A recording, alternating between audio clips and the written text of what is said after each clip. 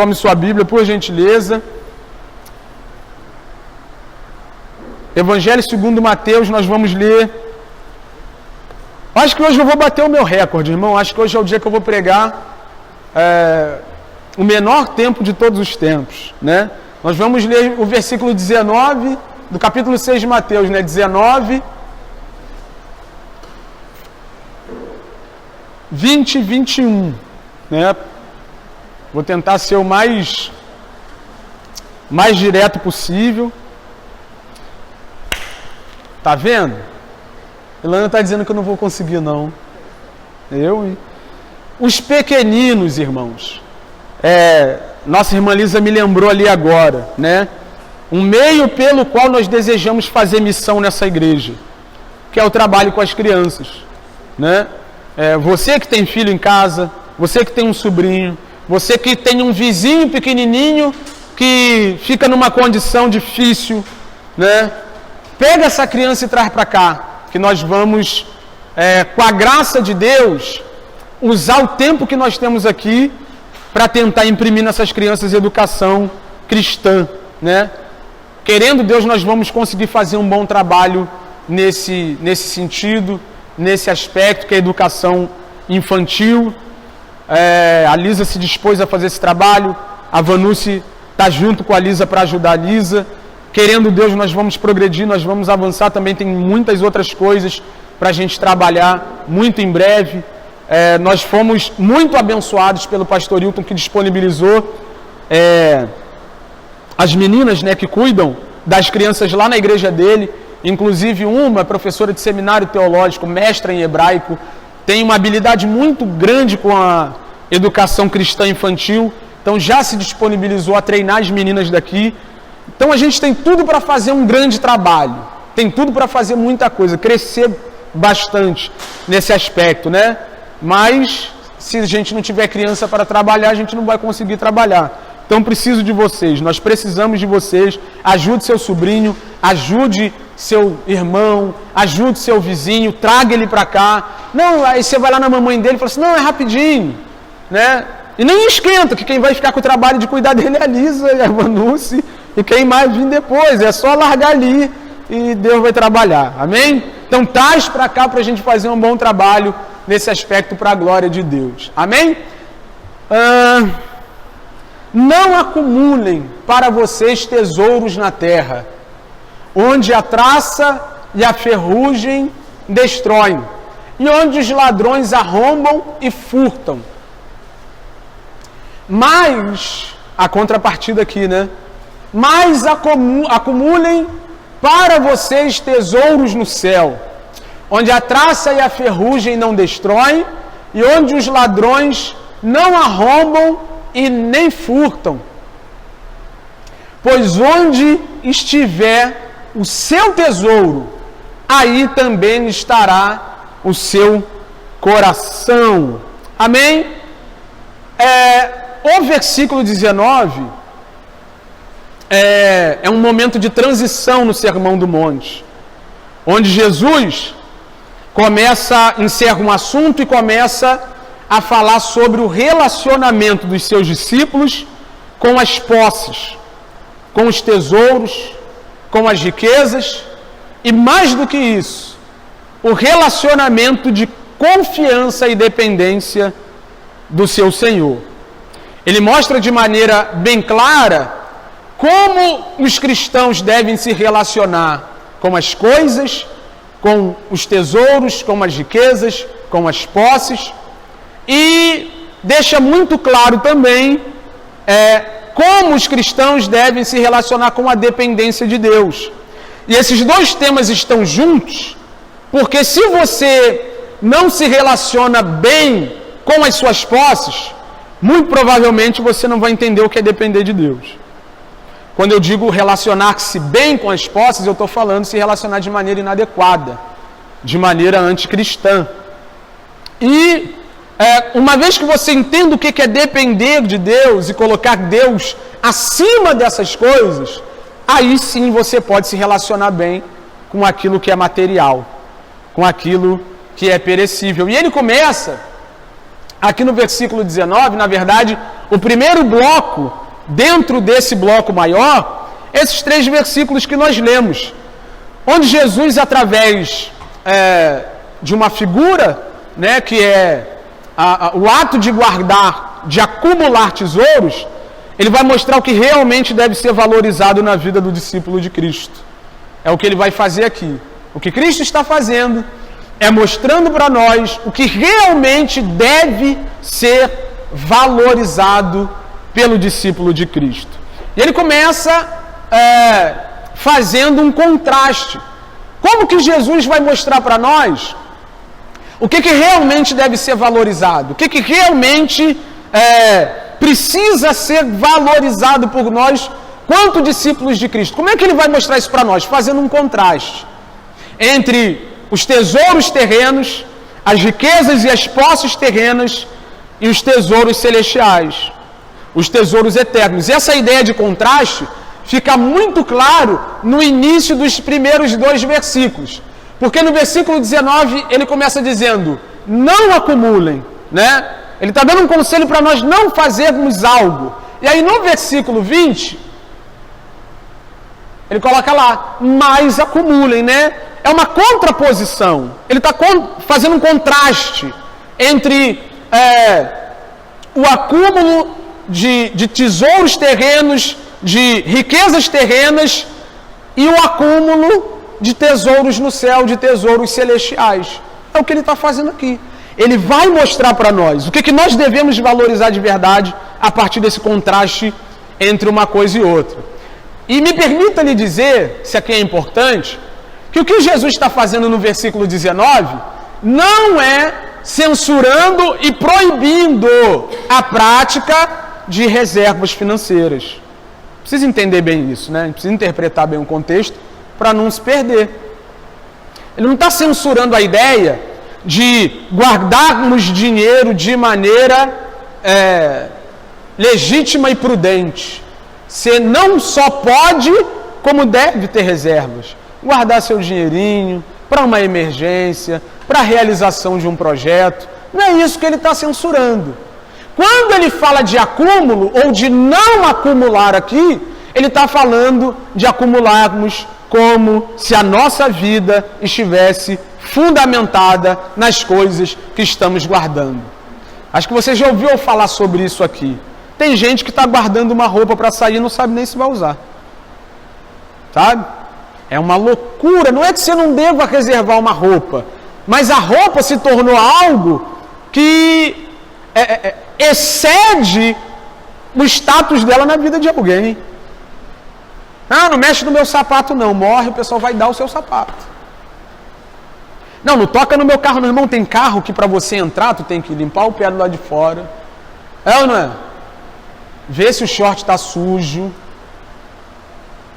Não é que você tenha que deixar todo mundo entrar na sua casa de chinelo só porque você não preza pelas coisas materiais. Não é isso. Não, sai entrando aí com o pé sujo. Não é isso. Mas às vezes existe um preciosismo que é fundamentado em idolatria. Fundamentado na ideia de que as coisas valem mais do que o que realmente tem valor. E é o que Jesus está mostrando aqui. Não é sobre não guardar, é guardar de maneira inadequada, né? E nesse contraste aqui, ele mostra para nós o seguinte, o texto continua, não acumulem tesouros sobre a terra, onde as traças e a ferrugem corroem e onde os ladrões escavam e roubam, né? Naquela época, o tesouro de uma pessoa não consistia só em prata e ouro, né? Também consistia em roupas luxuosas. Todo rico, muito rico daquela época, tinha algumas roupas que ninguém mais, que não era qualquer pessoa que tinha, né? Você lembra quando Naamã foi visitar o profeta Eliseu? Que aí ele levou prata e levou 10 mudas de roupa para o profeta, porque existiam algumas roupas naquela época que valiam tanto quanto dinheiro, tanto quanto ouro, tanto quanto prata. E é por isso que Jesus coloca aqui a figura da traça e da ferrugem. E me permita lhe falar sobre a ferrugem. A palavra que é usada ali para ferrugem não fala da corrosão do ferro em si. Fala de todo tipo de deterioração e apodrecimento. Fala de mofo, fala de bolor, fala do apodrecimento da madeira, que fica muito tempo exposta ao tempo. Então a palavra que é usada aqui para ferrugem é uma palavra que tem a conotação de apodrecimento. Tanto quando você vai ver o significado da palavra, o significado primário dela é comer, né? Ou corroer. E aí Jesus já começa dizendo o seguinte: não acumulem tesouros na terra, ou seja, roupas finíssimas, caríssimas, preciosíssimas. Por quê? Porque a traça corrói e elas apodrecem.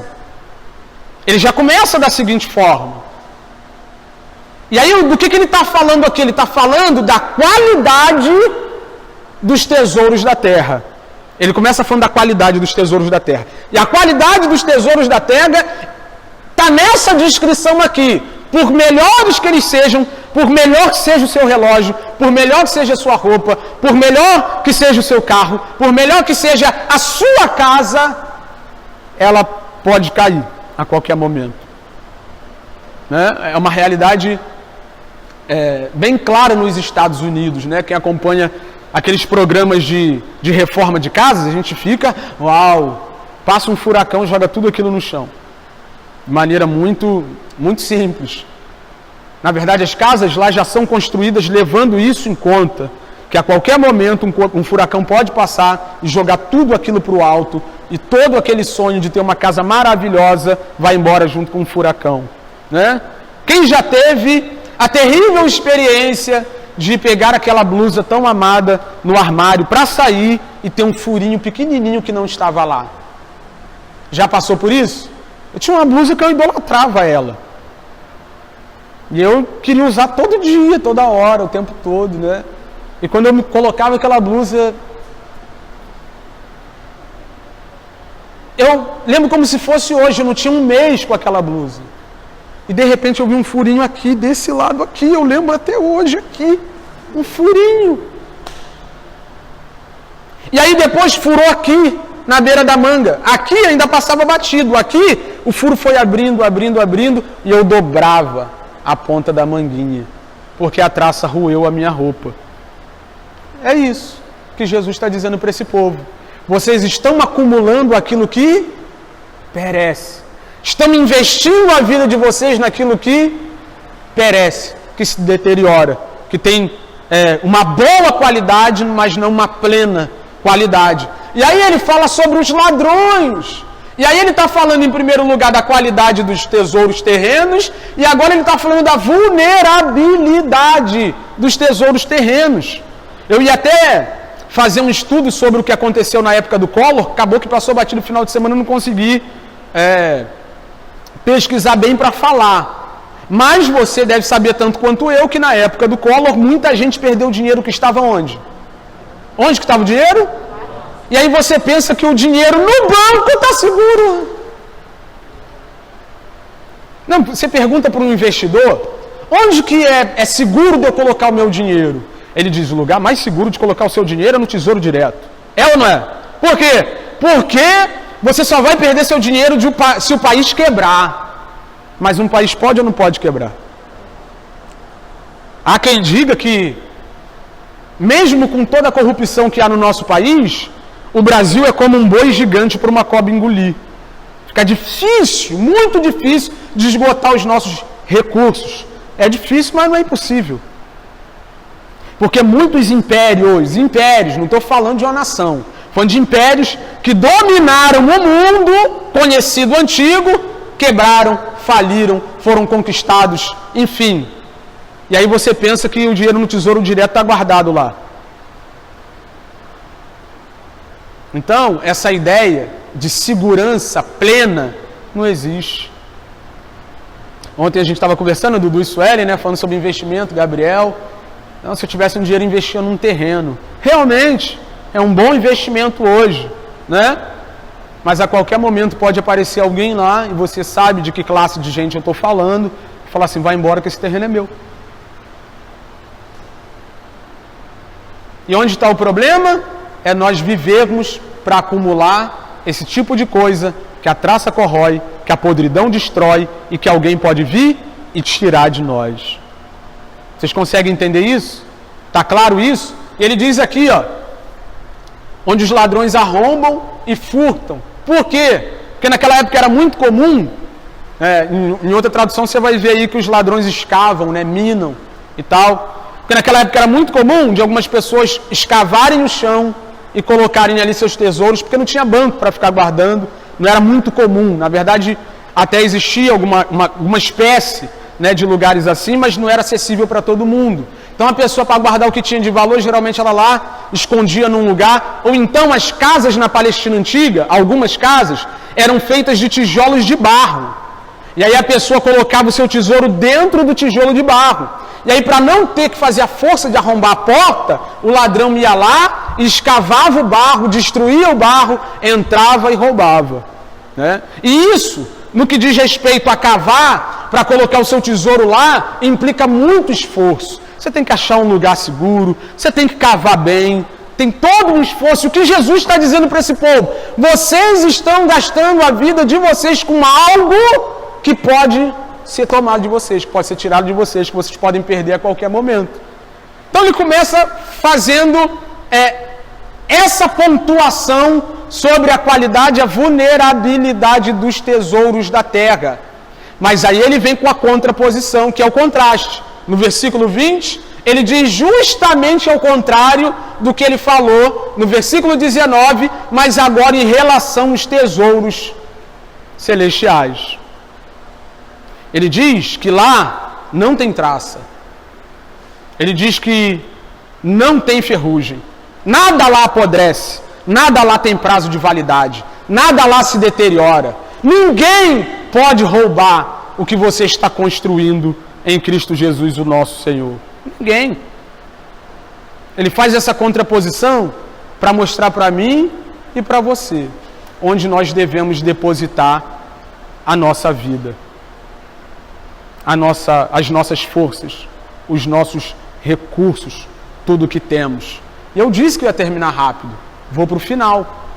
No versículo 21, ele diz o seguinte: pois onde estiver o seu tesouro, aí também estará o seu coração. O que ele está querendo dizer com isso aqui? Ele está querendo dizer que o seu coração, e quando ele fala de coração, não só aqui, mas geralmente, quando se fala de coração nas Escrituras, está falando do nosso homem, que é o que somos de verdade. Claro que o ser humano, aprendemos isso aqui semana passada de maneira muito clara, né? É um ser completo, corpo, alma, completo, né? Mas esse corpo responde ao que está aqui dentro. É o que está aqui dentro que comanda esse corpo. E aí quando ele diz, onde está o seu coração, ele está dizendo onde está a sua essência. Em outras palavras, ele está dizendo onde você está. Onde você tem um tesouro, é aí que você está apegado. Em outras palavras, você está preso àquilo que você realmente valoriza. É isso que Jesus está dizendo aqui. E o que a gente tem valorizado, irmão? Isso é uma reflexão pessoal. Mas eu posso dizer aqui sem medo de errar. Sem medo de errar. A maneira como nós vivemos diz exatamente o que nós valorizamos. A maneira como nós procedemos e nos comportamos diz o que realmente é o nosso tesouro. E não tem desenrolo. Onde está o seu tesouro? Aí o seu coração vai estar cativo, aprisionado. Você é daquilo que você valoriza. Aquilo que você valoriza acaba se tornando seu dono. E a gente precisa entender isso. Por que a gente está falando sobre isso essa manhã? Porque nós estamos vivendo um tempo onde os tesouros celestiais têm ficado em segundo plano. Sabe, antigamente a gente era conduzido pela ideia do galardão, não é? Faz para você ganhar um galardão. Aquele negócio todo. E a gente vivia em função da pedrinha na coroa. Você é desse tempo também? Aí você fazia alguma coisa e alguém dizia, poxa, ganhou uma pedrinha na coroa, hein? Você ficava todo bobo. né? Mas a gente está amadurecendo. E a gente está entendendo que não é por causa de pedrinha na coroa, mas é por causa daquele que conquistou para nós uma coroa incorruptível.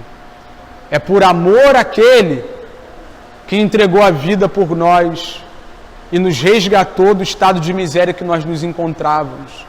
É por isso e por tudo aquilo que foi conquistado por Ele, entregue, ofertado a nós, que nós vivemos em função daquilo que é eterno. E não adianta, não há outro motivo pelo qual alguém vai viver pela eternidade, senão pela cruz de Cristo, senão pelo que Cristo fez. Se nós não reconhecermos a grandeza do sacrifício de Cristo, nós nunca viveremos por esse sacrifício. Porque para algumas pessoas, o sangue derramado na cruz de Cristo foi só uma história romântica, uma história bonitinha, né, que se conta há centenas de anos e milhares até.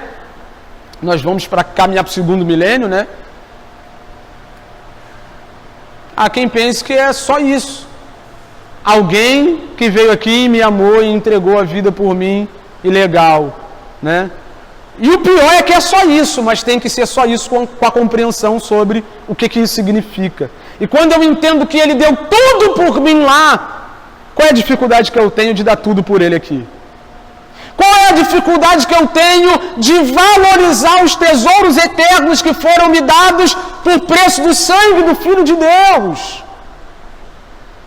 Então não adianta, irmão, não tem como alguém afirmar a ideia de que ama Deus acima de todas as coisas, de que reconhece o sacrifício da cruz, se vive em função das coisas que vão perecer. Sabe, você precisa ouvir isso aqui repetidas vezes, vai perecer. Tu nem sabe se vai continuar casado para sempre com essa pessoa. Nem sabe se vai ter dinheiro para continuar pagando o apartamento que comprou. Você não sabe se vai aparecer o herdeiro do dono da casa que você comprou e vai ganhar a casa na justiça. Se a qualquer momento o carro vai capotar, não estava no seguro e deu perca total, você não sabe de nada disso. Se vai acontecer alguma coisa novamente de maneira que aquilo que você tem lá no banco venha a ser tomado pelo governo. Se uma ditadura vai ser instaurada, estabelecida e nós vamos perder tudo o que temos, quem pode garantir essas coisas? Mas a pergunta que eu quero que você responda para si mesmo é a seguinte: quem pode roubar de você aquilo que Cristo Jesus lhe entregou? Quem pode tirar das mãos de Cristo aquilo que Ele mesmo conquistou para mim e para você? Quem pode, irmão? Ninguém pode roubar, a traça não pode corroer. E a gente precisa entender isso de uma vez por todas. Sabe, pense na sua vida realmente como uma grande quantia em dinheiro que você tem que investir em algum lugar, né? Se pela instrução dos economistas e aqueles que trabalham instruindo os investidores, a ideia é botar no tesouro direto, a gente tem algo maior do que o tesouro direto para colocar. Algo realmente sólido. Uma esperança realmente viva. Pedro descreve a salvação e todas as implicações dela dessa maneira. É uma esperança viva, que não murcha, que não se deteriora, que não perece. Sabe? E aí a gente fica gastando a vida com isso, que a qualquer momento pode perecer e a gente pode perder, né? Para caminhar para a conclusão, onde está o nosso tesouro, está o nosso coração também, não é? E é engraçado que a gente diz que o nosso tesouro é o Deus que nós servimos, não é? O Cristo que morreu no meu e no seu lugar.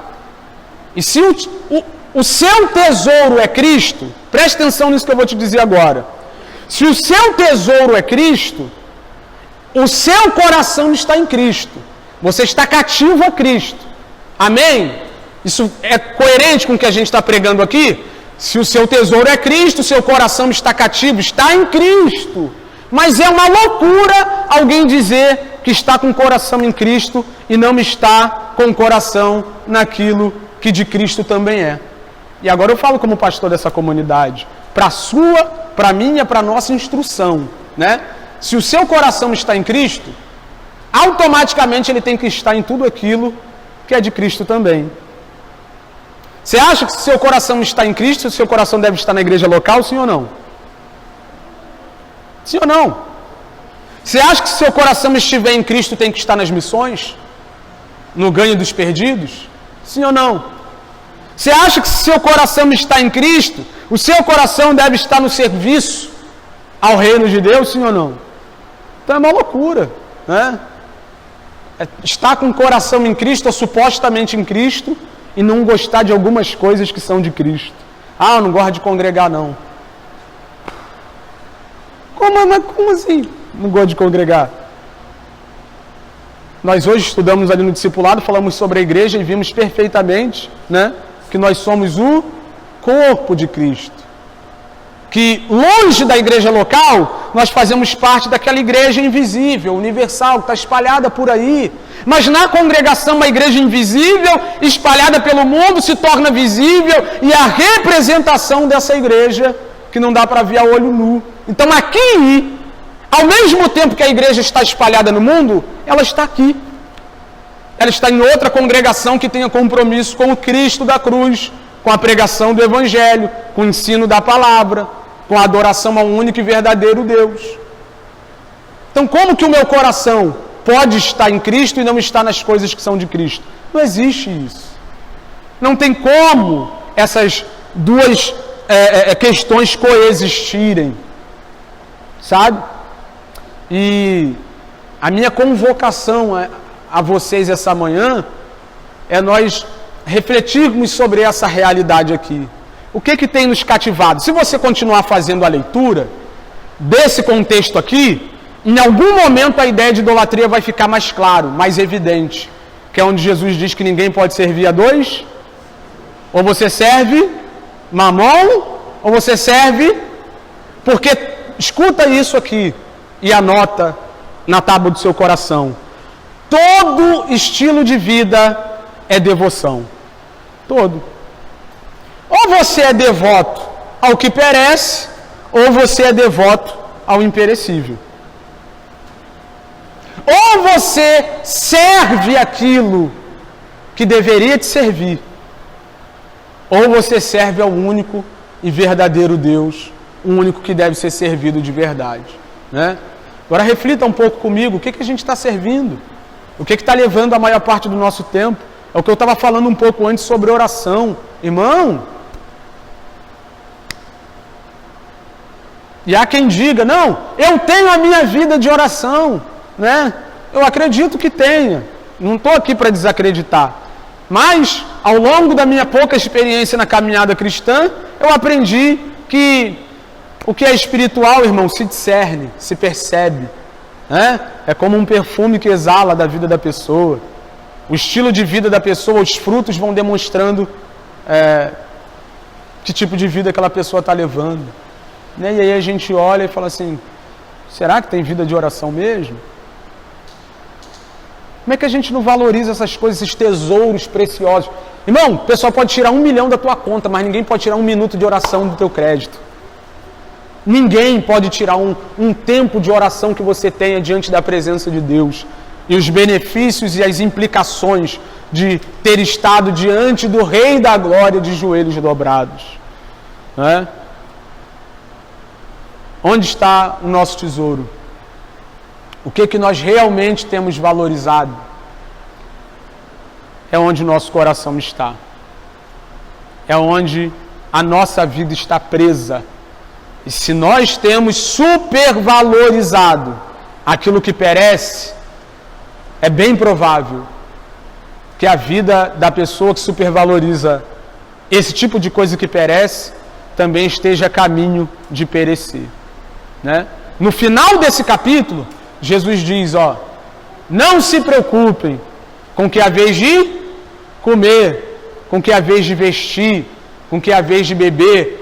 Quem se preocupa com isso, Jesus? São os gentios. É o povo de fora da aliança, isso que ele está querendo dizer. O povo que não é o meu povo é que anda atrás do que perece. Agora, o meu povo achou um tesouro maior. o meu povo achou um tesouro maior. E se nós achamos um tesouro maior, se nós entendemos que aquilo que Cristo Jesus conquistou para nós na cruz do Calvário, e não só a salvação em si, mas todas as implicações da vida cristã, se isso realmente tem peso de glória, é mais precioso, é mais valioso, eu quero conclamar vocês junto comigo, porque diante desse texto eu me rendi e disse: eu preciso para ontem valorizar e supervalorizar o que não perece. Eu preciso juntar tesouro no céu. Eu preciso acumular tesouro no céu. Olhe para a pessoa que está perto de você. Diga para ela: você vai morrer. Diga para ela. Wesley, se a gente for arrebatado, não acredito que vai ser agora. Não tem indício nenhum.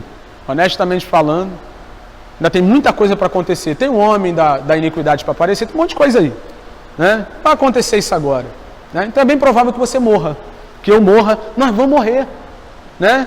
Você vai deixar o que aí para trás? Vai passar uma vida inútil? Eu converso muito com a Geu, né? Eu não sei até quando eu vou ficar trabalhando na Renner. O que eu falei para tu essa semana? Que eu quero sair de lá e deixar o quê? Quero deixar alguma coisa lá. Quero mostrar o que é um verdadeiro cristão no ambiente de trabalho. Falho muito, erro muito, mas eu me esforço para ser um verdadeiro cristão lá. Sempre que tenho oportunidade, estou falando das coisas do reino de Deus. Sempre que posso. Por quê? Porque é isso que vai permanecer, o resto vai passar. E se a gente não se conscientizar isso, a gente está falando agora. O que é mais precioso, você sair daqui com uma cesta básica e levar lá para a casa de uma criança que está com fome, ou trazer uma criança para ser educada no caminho do Senhor porque não tem pais cristãos? Então, se nós nos comprometermos com aquilo que realmente tem relevância, e o que tem relevância de verdade, Wesley, é o que vai permanecer para sempre, eu tenho certeza absoluta que nós vamos ser o povo do versículo 20, o povo que junta tesouro no céu. Amém? Que o Senhor aplique melhor essa palavra no meu e no seu coração, e que você saia daqui certo de que você vai morrer. E a única coisa que pode ficar de verdade é tesouro no céu. É alma ganha para Jesus, é edificação, é restauração do próximo que está pertinho de você, é entregar a sua vida por causas imperecíveis. Amém? Se coloque de pé, por gentileza.